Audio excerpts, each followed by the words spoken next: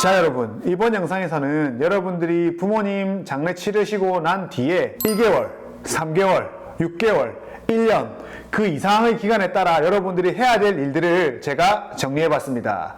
자, 출발하시죠.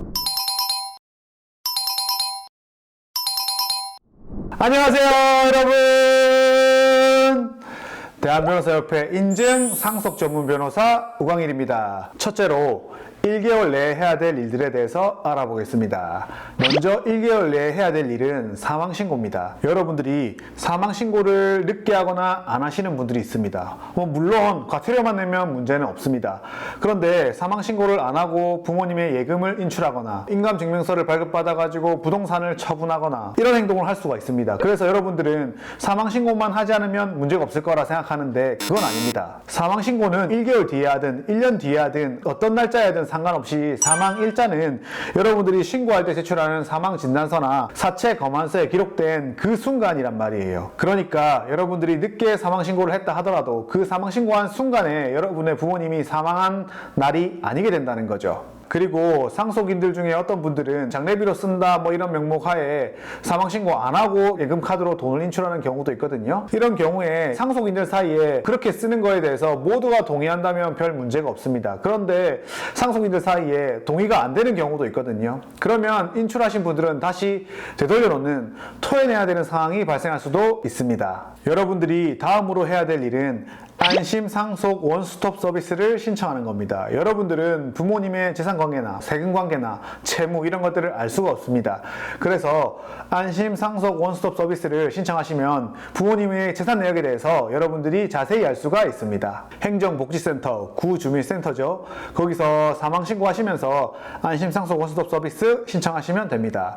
안심 상속 원스톱 서비스 신청하면 부모님의 모든 재산을 약 3주에 걸쳐서 회신이 옵니다. 각 기관마다. 이제 그것을 보면 부모님의 재산 내역을 정리할 수가 있어요. 여러분들이 여기서 주의할 점은 회신을 받는 부모님의 재산 내역은 공식적인 기관에서 확인이 가능한 경우예요. 예를 들어서 엄마가 돌아가셨는데 옆집 아줌마한테 돈 빌린 거는 회신이 오지 않습니다. 안심상속 원스톱 서비스는 우리 피상속인이 사망한 후 6개월 이내에 신청할 수 있습니다. 그런데 제가 1개월 내에 신청하라고 말씀드리는 이유는 이 결과를 알아야 여러분들이 상속 포기를 할지 또는 한정 승인을 할지 아니면 단순 승인을 할지 결정할 수가 있기 때문입니다. 여러분 아시다시피 상속 포기 한정 승인은 부모님 사망 한 날로부터 3개월 이내에 해야 됩니다. 그런데 실무상으로는 제가 그냥 사망한 날로부터 3개월 이내에 하라고 하잖아요. 안심상속 원스톱 서비스를 너무 늦게 신청해버리면 한정 승인이나 상속 포기 기간이 도가하는 경우가 있습니다. 아까 말씀드렸다시피 여러분들이 안심상속 원스톱 서비스를 신청한다 하더라도 그 결과들이 지금 바로 오는 게 아니에요.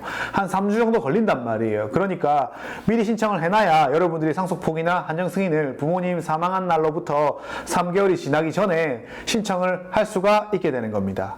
여러분이 마지막으로 부모님 사망 후 1개월 이내에 해야 될 일은 유언 검인 신청입니다. 부모님 사망 후 부모님의 유언장을 발견하셨다면 저는 1개월 이내에 유언 검인 신청할 것을 강력하게 추천드립니다. 민법 1091조에 보면 1개월 이내에 하라는 제한은 없습니다. 법문 표현은 지체 없이 하라고 규정하고 있습니다. 그런데 저는 발견 즉시 하는 걸 추천드립니다. 왜냐하면 여러분들이 발견한 후 늦게 시간을 끌다가 유언장 검인을 신청하거나 아니면 유언장 있는 걸 알았어요. 그런데도 그냥 하지 않다가 늦게 사망한 뒤 시간이 지난 후에 유언 검인 신청을 하게 되면 그 유언장에 적힌 내용에 대해서 동의를 하지 않는 상속인들도 있을 수 있단 말이에요. 부모님 사망 후 상당한 시간 흘렀는데 그 유언장 믿을 수 없다, 주작된 거다 이런 주장할 수 있는 비밀을 주기가 쉽잖아요. 그러니까 여러분들은 그런 가능성을 사전에 차단하기 위해서 유언장을 발견했다면 그 즉시 유언장의 사실을 알고 있다면 사망하시고 난 후 장례 치르고 그 즉시 저는 그렇게 처리할 것을 강력하게 추천드립니다. 둘째, 3개월 내에 해야 될 일은 상속 포기 한정 승인입니다. 돌아가신 부모님이 재산보다 빚이 많다면 상속 포기나 한정 승인 둘 중에 하나 고민하시면 되겠죠? 자, 그런데 우리 상속 포기할 때 문제되는 게 뭐냐? 상속 포기는 저만 하면 되는 게 아니에요. 상속인들의 범위는 사촌인의 반계열 쪽까지 미친단 말이에요. 그러면 사촌인의 반계열 쪽이 모두가 상속 포기를 해야 되는 거예요. 제가 그림 하나 띄워드릴 테니까 그림 하나 보고 갈까요? 자, 여러분 그림 보고 계시죠? 사촌이라는 개념은 우리 돌아가신 분 기준으로 친사촌도 있지만 외사촌도 포함된단 말이에요.